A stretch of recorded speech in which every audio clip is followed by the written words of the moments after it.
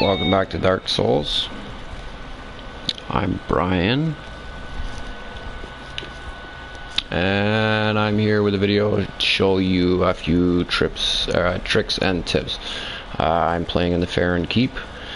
I've already beaten this part, but there is something I've missed. There's a covenant I've missed, so I'm going to backtrack and go and find that covenant. And along the way, I'm going to show you a few things that can be very helpful along the way. The build I'm using for this is actually my favorite build. I'm using the Fallen Knight armor, and it's actually nothing super special. I've got this Belvine catalyst for casting miracles, and it actually improves speed, casting speed. And I'm using a longsword which is not infused, and I'll explain why I choose not to infuse my weapons a little later on. I've got the Shield of Want and the Dark Hand. Now, the Shield of Want actually increases the amount of souls dropped by enemies, so that is very useful. Standard Fallen Knight armor, nothing special there. And for my rings, I have the Saint's Ring, allows additional attunement of spells. Ring of the Sun's Firstborn greatly boosts my miracles. Deep Ring also gives me another spell. And Ring of Favor increases HP, stamina, maximum equipment load. Also very useful. And I've got standard junk down here. I also have the Dragon Talismans and the Shining or Twinkling Dragon Talismans. Those are very cool. I'll explain those maybe later in a different video. But for now, let's get on with it. Now this build, mainly melee combat, but I actually built him with lots of clerical spells. I'll showcase those maybe a little later, but for now let's move on. The first trick I'll show you guys. Now if you can't do this, you better get good at it, because it is a fantastic trick and it can help you a lot. That is kicking. Now to kick, you press forward on your joystick and the light attack simultaneously, and you will kick. Now this can be used to above ledges and kill the tough ones that you can't actually defeat. Very, very useful technique. I suggest practicing it and trying to get good at it. I am not very good at it. Now the next technique, very similar. You're going to press up on your joystick simultaneously with the strong attack button, and that's actually going to do a lunge attack. Like that. It's going to do a jump attack. Now these can be used with most weapons. So I can think of off the top of my head is actually the short bow.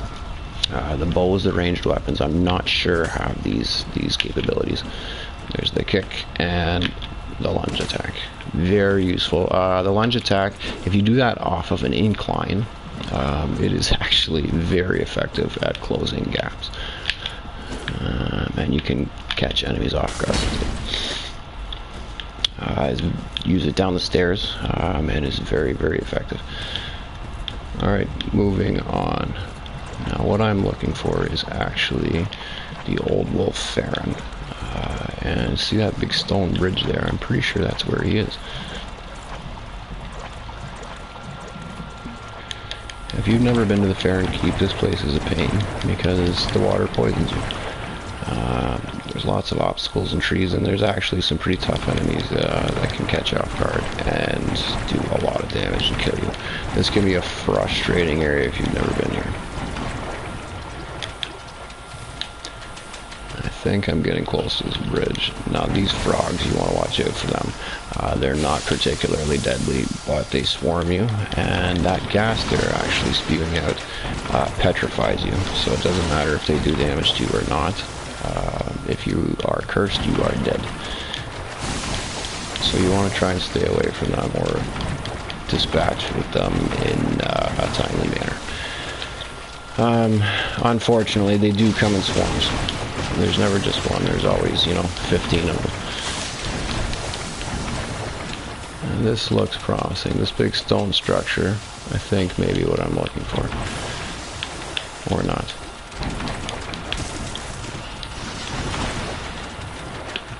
Now I'm in a bit of trouble.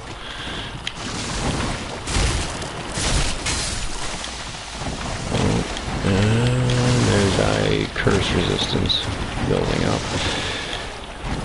This is not a very good spot for me to be in. Hopefully I can escape this. See, the danger of running past all the enemies is obviously that if you take a wrong turn, you are cornered and likely in a lot of trouble. So if you're going to try and run past the enemies, I don't recommend trying that until you kind of really know the lay of the land. And obviously it doesn't get you very much money.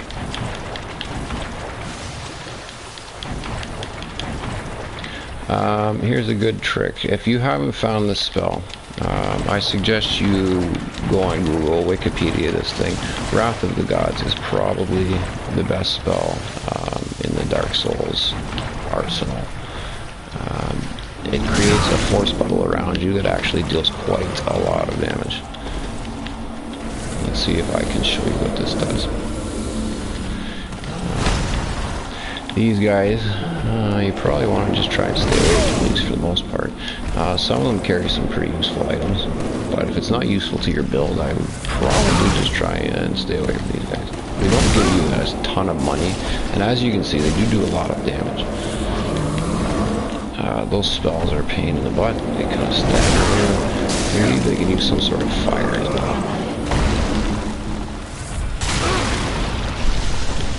Alright, enough of this. Let's just leave this guy alone before this video gets cut short.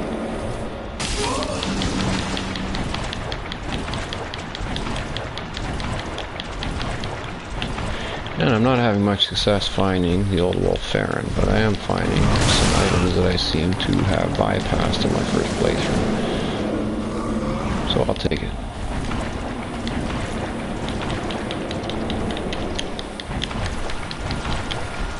And hopefully that means that we are headed in the right direction. Because at the very least we're finding somewhere that I haven't been.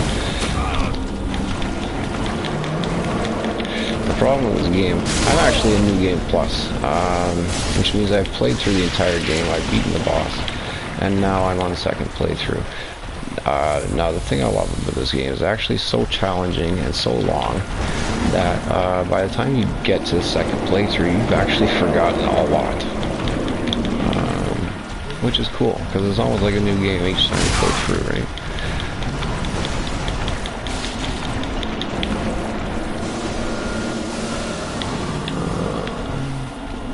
I'm not sure if I'm on the right track for this stupid wolf or not, but I know this guy is really impeding my efforts.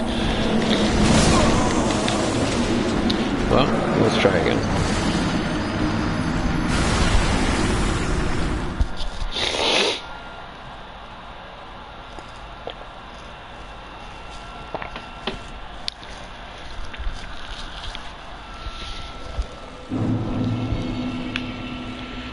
Okay, as long as we're not being harassed by giant enemies, let's try something. I want to try and show you another trick. I'm going to go to my spells, and I have this Wrath of Gods, which I mentioned before. Now this, you don't need this for this trick. I like it just because it does damage as well. But there is also a miracle called Force right here, which does the exact same thing, but without the damage. Let's see. Emits a force bubble, which actually knocks enemies back. Now, Wrath of the Gods, a little slower, a little bigger, does the same thing but does damage. Let's see. Let's go somewhere where there's actually enemies.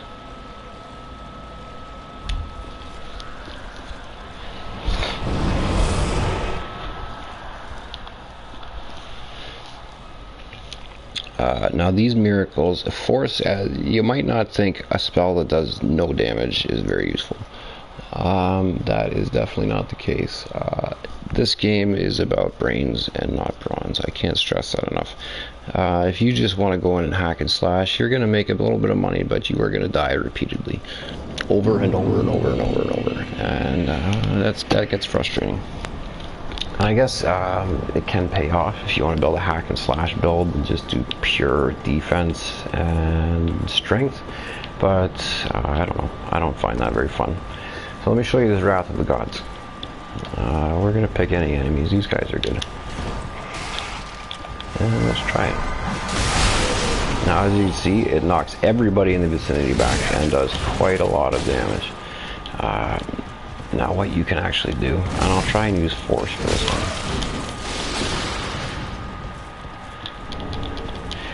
Now force doesn't do any damage, okay? But you can use it to knock enemies off ledges.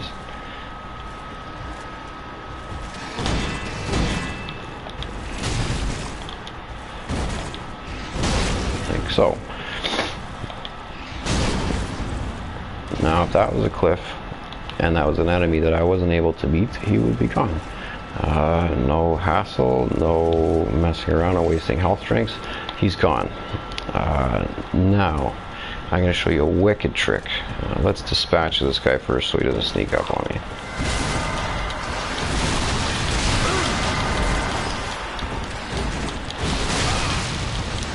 Or let's get dispatched by these guys.